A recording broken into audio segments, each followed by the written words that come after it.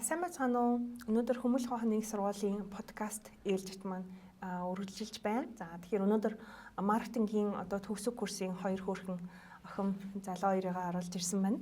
За өнөөдрийн онцлог бол өмнөх подкастнаас ялгарх онцлог нь юу вэ гэхээр өмнөх хоёр бол пластик буюу хуванцрыг дахин боловсруулах ийм төслөөр шалгарсан маркетингийн төгсөг курсын 2 оюутан маань байсан. За өнөөдрийн онцлог 2 зочин маань бол савнгийн төслөөр орж ирж байгаа манай маркетингийн төгсөг курсын 2 оюутан байгаа. За яриагаа эхлэхээс өмнө хэдүүлээ би энэ тэгээ танилцаад явъя. За Хүмүүл хооны нэг сургуулийн олон улсын харилцааны багш оюун дэлгэр. За подкастны хөтлөгчөөр ажиллана. За сайн байна уу? Юу төгсөх курсын оюутан биш. Энэ жил нөгөө 2026 оны MCM клубын тэргүүн болгоны дэд тэргүүн гэж явж байгаа. Тийм. Миний хувьд болохоор маркетингийн 3 дугаар курсын оюутан их болоор 3 дугаар курс. Тийм. Бас маркетинг 3 дугаар курсын яг мөнгөслөн байгаа. За тэгэхээр манай хоёр маань өнөөдөр хийсэн бүтээгдэхүүнийхээ дээжийг ингээ харж ирж үзүүлж байгаа тийм ээ. За манай хоёр яагаад энэ савнгийн төслөөр ямар тэмцээнд ороод ингээд савнгийн төсөл маягийн имийг тийм ээ хийх болсон бэ? Энэ савн хийхэд ер нь ямар онцлогтой юм бэ? За ерөөхдөө энэ болохоор тэмцээний төсөл бол биш. Манайх болохоор MCM клуб маань 10 дахь жилдээ сайн үл сайн хийж байгаа.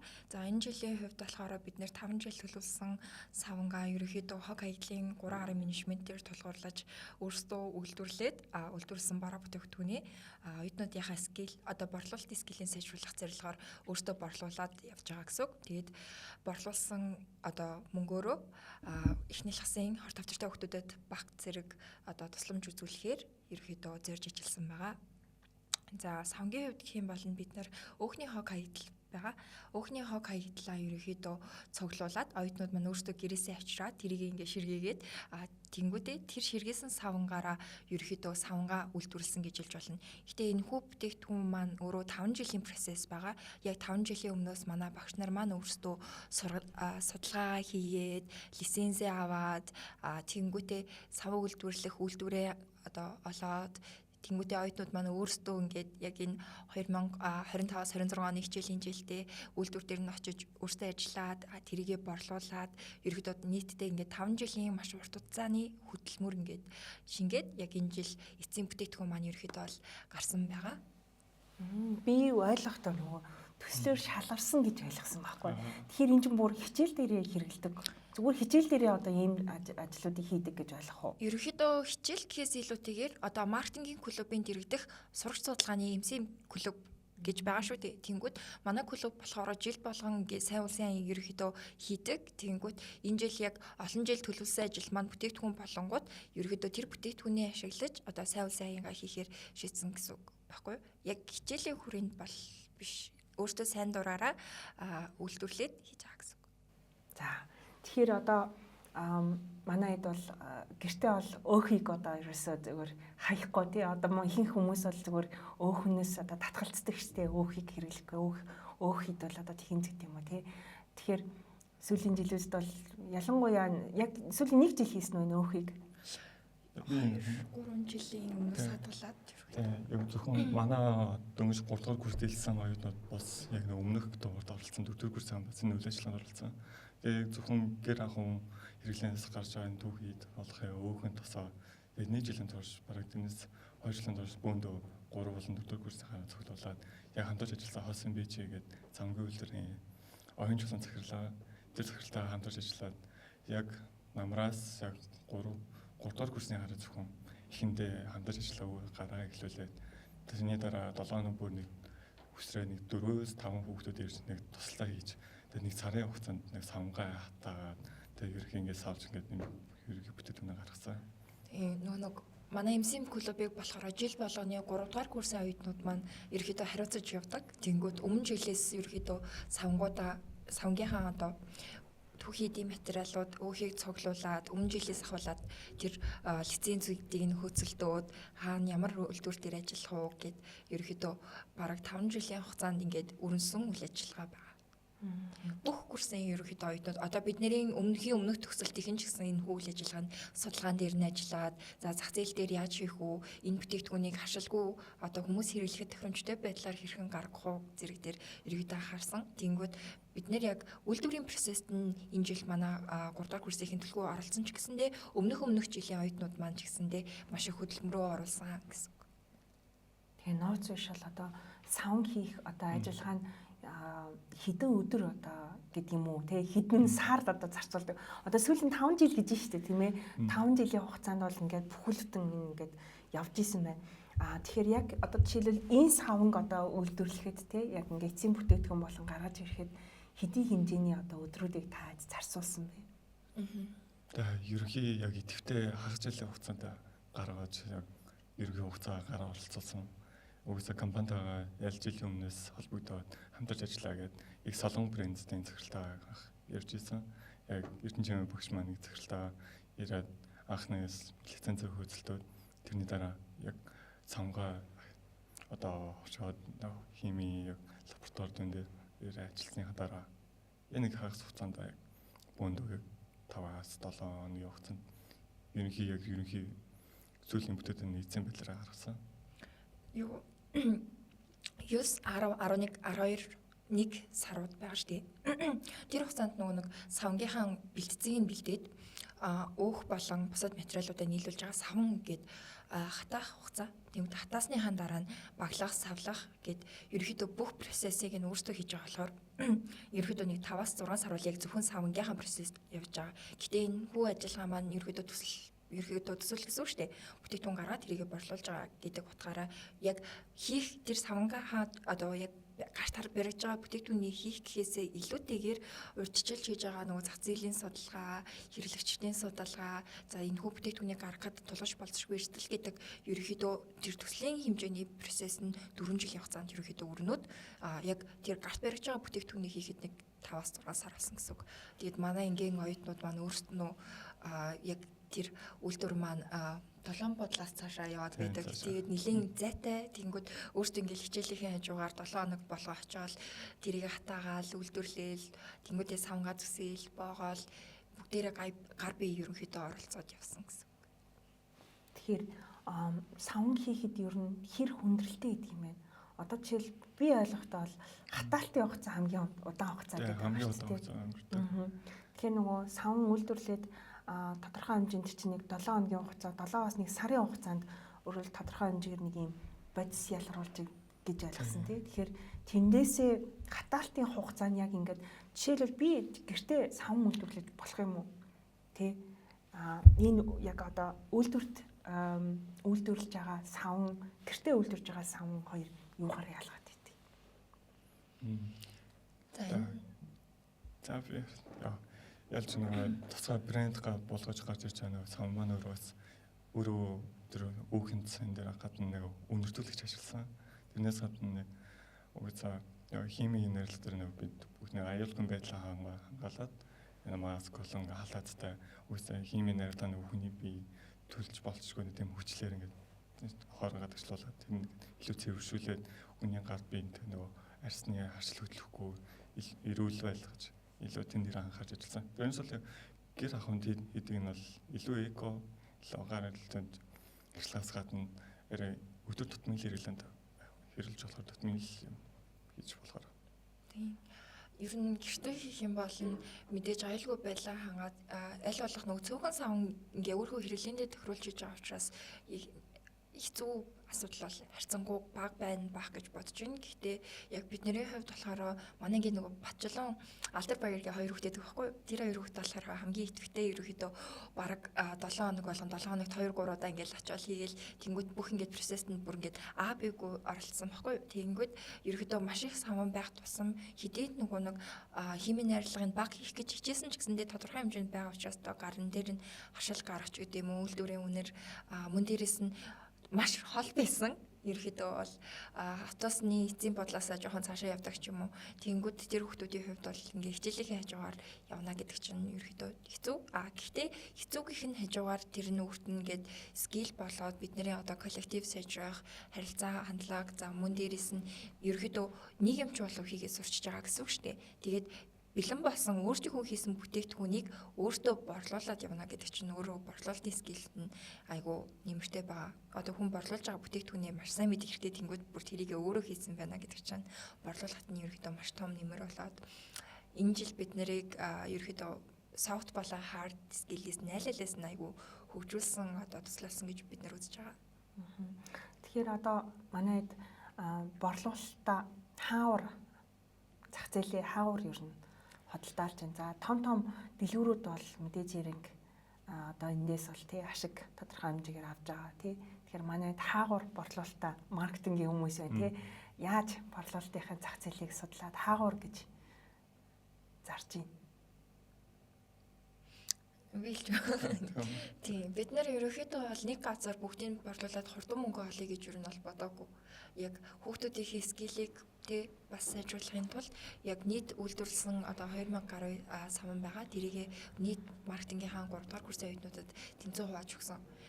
Нэг хүүхэд ерөөхдөө 15-аас 16 ширхэг савангаа аваад тэрийг яаж борлуулах нь бол өөрийнх нь дур байсан. Тэнгүүд хүүхдүүд чинь өөртөө нөгөө нэг тэр үед яаж цагаансаар болж исэн байхгүй юу? Тэнгүүд цагаансарын үзэсгэлэн бодлогын дээр аваачих уу, сургууль цэцэрлэгүүдэд борлуулах уу, эсвэл гэр бүлийнхэндээ борлуулах уу гэд яг хувьдаа өөрөөсөө авсан бүтээгдэхүүнийг хэрхэн борлуулах гэдэг нь өөрийнх нь скил байсан. Тэгээд миний хувьд бол би цагаансарын үзэсгэлэн бодлогын дээр ерөөхдөө борлуулж тусгасан. Тэгээд ерөөхдөө багц гаргаад манай багц маань 19900 төгрөгтэй. Тэнгүүд нэг гарын болон нэг барааны савантай. Гарын саван маань ерөөдөө сарнаны үнэтэй. За мөн дээрс нь ерөөдөө 3 арын менежмент дээр тулгуурлаад дахин боловсруулагдсан гэдгээрээ илүү даваа талтайгаар хурдан борлуулагдаж чадсан гэж ерөөдөө үзэж байгаа. Тэгэхээр одоо манай хэд энэ савангийнхаа хайрцаг сав баклап бодлыг нь ч гэсэн өөртөө хийж юм хөө.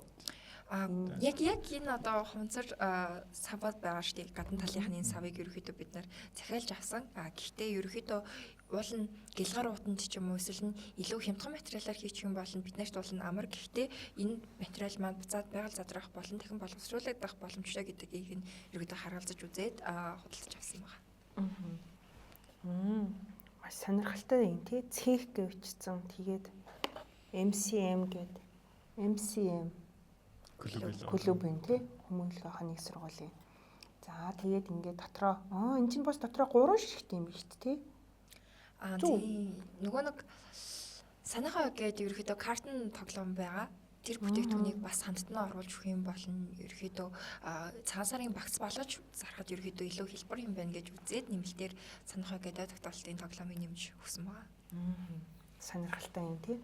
За тэгэхээр ер нь маркетингийн чиглэлээр ажиллахад одоо юм худалдаж борлуулах наад захын жишээгээ таад ийм юм хийгээд тий. За тэгээд өөртөө ингээ худалдаалж борлуулах ажлаа өөртөө гардаж хийгээд ингээ явж байна. За тэгээд нөгөө талаасаа Хүмүүлийн ухааны сургуулийн одоо сайн үнсийн аян буюу одоо манай Эрдэнэчимэг багшийн юм тийм ээ ганц одоо удирдан зохион байгуулаад явдаг энэ сайн үнсийн одоо аян бол одоо бүр брэнд болоод хөгжсөн байна шүү дээ. Тэгэхээр манай энэчээ ингээд гар бие оролцоод хувь нэмрээ оролцуулаад ингээд явж байгаа үр дүнд бол багшныхаа зүгээс бол маш их талархаж, маш их бахархаж байна. За тэгээд таадын хувьд ер нь энэ маркетингийн чиглэлээр цаашид үргэлжлүүлэн одоо ажиллахад тийм ээ. Энд одоо ажиллаж ийн гэж ойлгоод байгаа ч тийм ээ.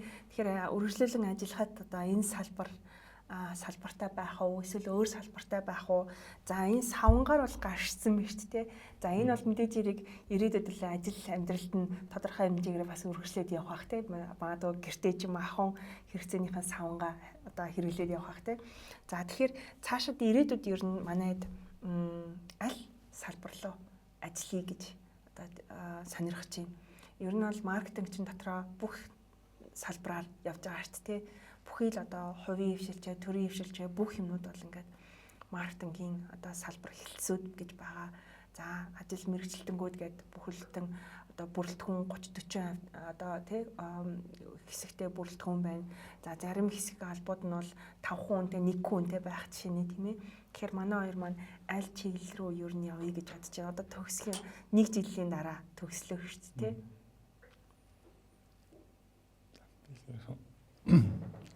Би бол одоо нэгдүгээр курсээс хойш анх танилцах дадлага гэснээс хойш олон компаниудаар яг дадлага хийж яг интервью хийж явсан ба.